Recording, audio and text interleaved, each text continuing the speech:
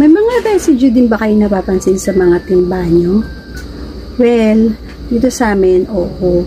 Kasi meron kaming stockan ng tubig doon.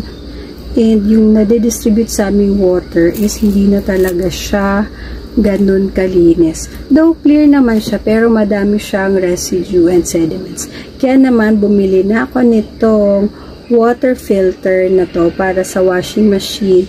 Kasi syempre, para hindi na pumasok yung mga alikabok, mga maliliit na bato, or mga residue dun sa washing machine natin. Diba? Lalong-lalo na sa mga naka-automatic washing machine. Ito yung extra filter na binili ko.